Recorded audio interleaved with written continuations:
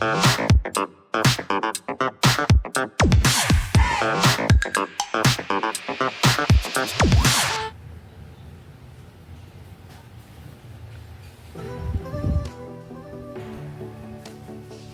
guys, welcome back to my channel.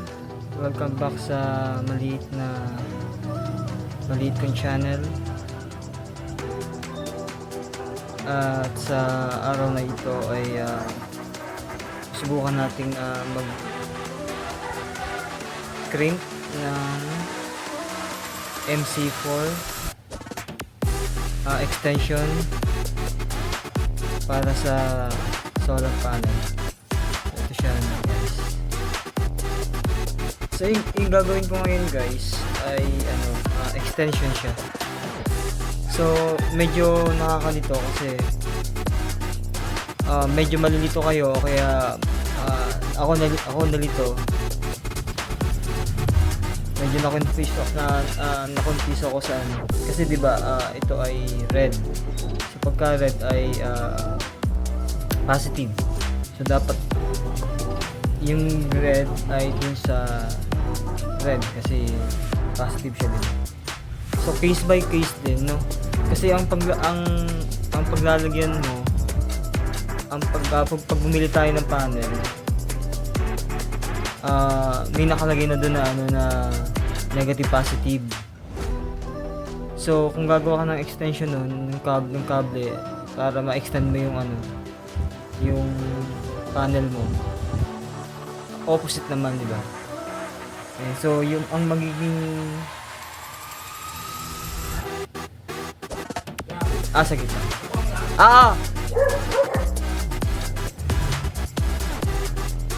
Alright, so yun guys, may nagtawag lang. Nanghiram ako ng hagdanan sa kabila. Then lang kung nakuha ko na yung hiniram kong hagdanan. Alright, so yan. Medyo confusing to kasi yun nga, supposedly dapat yung red, yung positive ay sa positive, negative. So sa kaso na to, since ipapasok mo to dun sa positive sa kabilang side, so mababalik rin mo siya ngayon. So yung red na cable ay ilalagay mo naman yung para sa negative.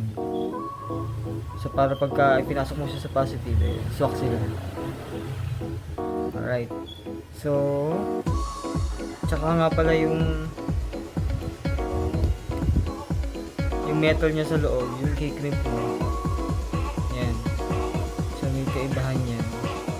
Nakakalito rin. Hindi ko alam kung anong tawag dyan guys. Hindi ako expert. Disclaimer lang na hindi ako expert. So DIY lang. Nanonood lang din ako sa YouTube.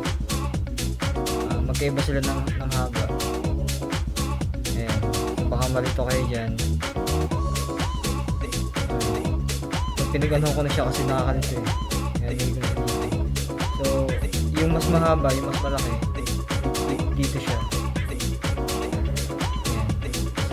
Ayan. Tapos yung isa dito naman.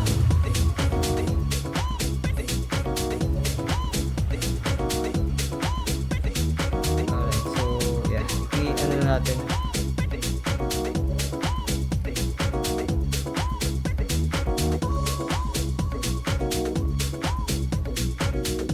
Crimp na natin.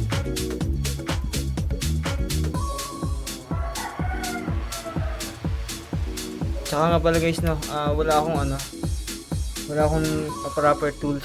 So parang improvise lang din yung gagamitin natin dito. Cutter, tapos kung ano yung pwede. Kasi hindi naman araw-araw gagamitin, kaya hindi na ako bumili o hindi na ako kaya mas maganda nga sana kung meron, pero anyway, hindi na ako bumili. Improvise tools lang. Wala pang bili. So susukatin natin dito. Yan, siguro mga ganyan lang para lang maipasok.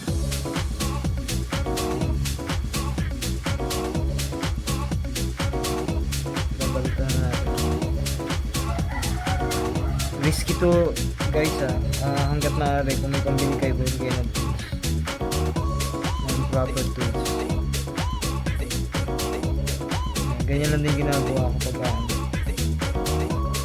hindi naman ako electrician, hindi ako kaya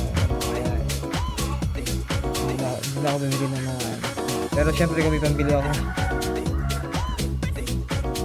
bibili ako at itatambak ko kami dito sa bahay.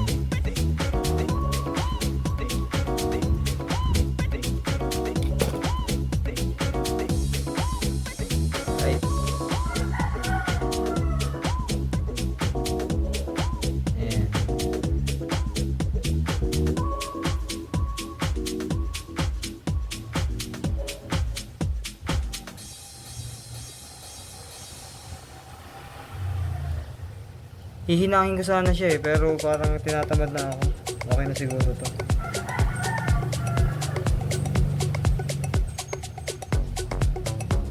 Yan ako na lang ng maayos.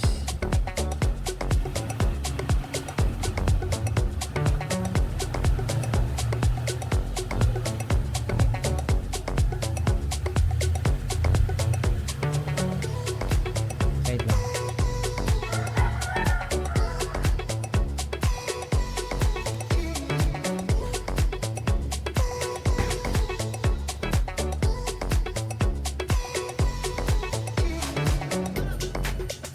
Kunin ko lang yung mahiwagang salamin.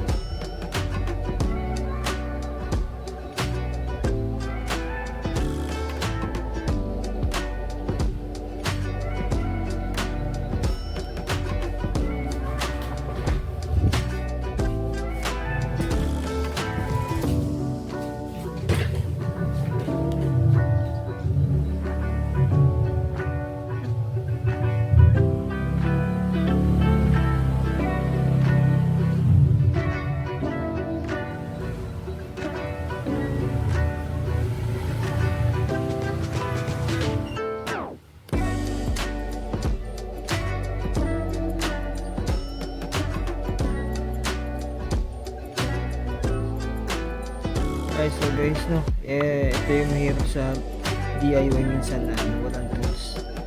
So kailangan kung pumili kayo, bili na lang kayo.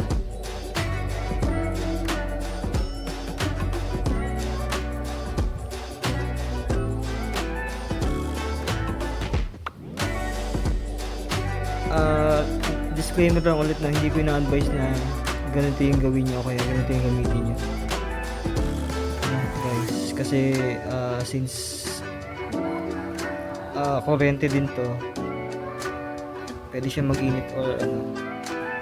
Again, hindi ako expert, so hanggat maaari bili kayo ng tamang tools. Bale, hindi ko kayo na-encourage na gumamit ng improvise na tools na guys. So baka makita tayo ng mga expert ay ayan. So guys, akin lang to guys, no. Sinare ko lang din kung paano ko gawin yung pero hindi ito yung tama. Gamit kayo ng proper tools. Comment na lang kayo o kaya reactions, violent reactions.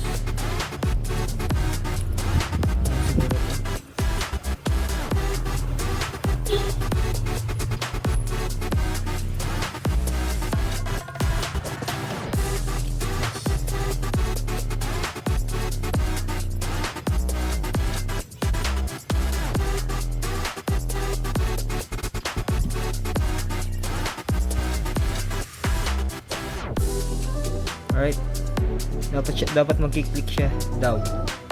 Kaya natin kung magki-click siya. Oh my god, yun, nag-click. Alright, so once na nag-click yan, medyo okay na yan. So ayun to, lagyan mo siya doon. Ayan. So nabili ko lang din tong MC4 sa Shopee. Matagal ko na siya nabili, parang nung bumili ako dati, sobrahan ko na baka magkamali. At least may pampalit. Alright, so okay na tayo dito. Tama ba? Tama.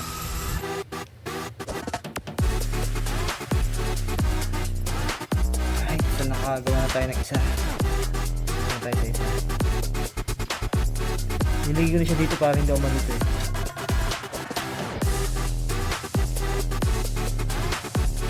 Balitan natin.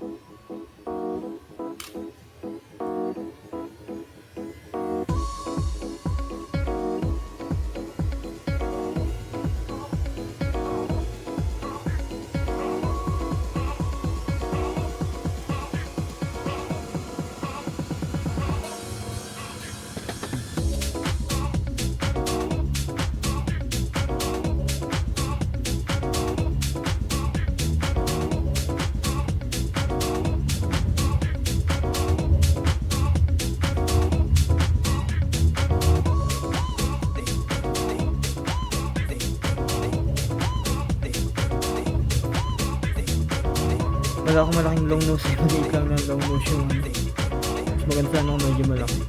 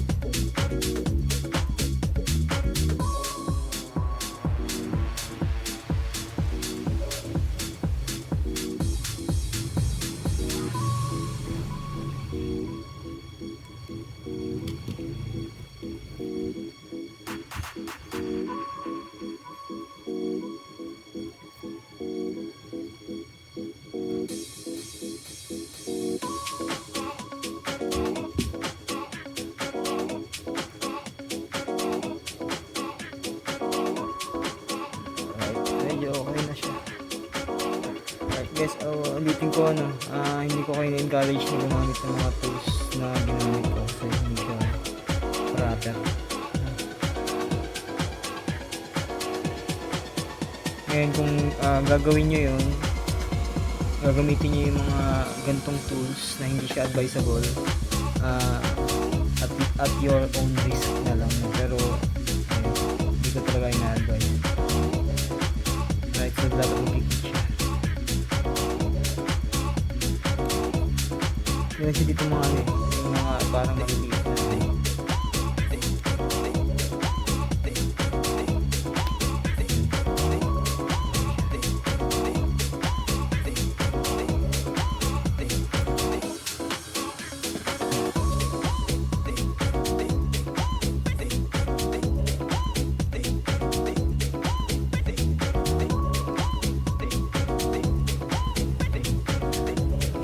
right. Libre na siya.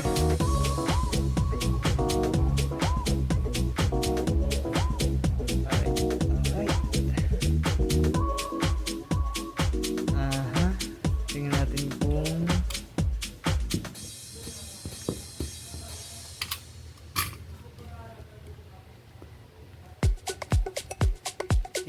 dito ko kasi siya lalagay, guys. Ito tayo dito. So dito ko siya ikakabit. Ito kung mapapansin ninyo, ito yung positive niya. Ito yung positive niya. May mga tali yan kasi hihilahin ko yung pataas. May alambre. Wala rin akong yung bakal na panlagay dito, kaya ito na lang, wala akong pambili. Yan, Tiger Neo nga pala to, Jinko Tiger Neo. So sabi nila fake daw ito, pero may napanood ako na video review na nilinaw ng may-ari nito na sila ay Jinko Tiger Neo, hindi sila Jinko. So parang medyo nakaloko rin sa Jinko, pero magkaiba pala yung Jinko Tiger Neo sa Jinko talaga. Ito yung ginawa ko. Positive, negative. Ito yung setup ko na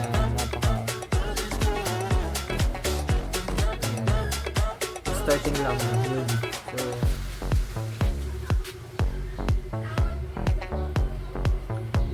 yan yung power station na maliit lang din. Doon ko siya lalagay, doon sa itaas na yun. Yun lang yung abot ng bank na yun.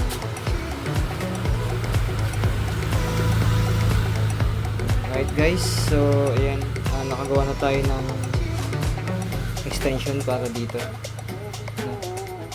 Maraming salamat sa panonood at hanggang sa muli. Babush!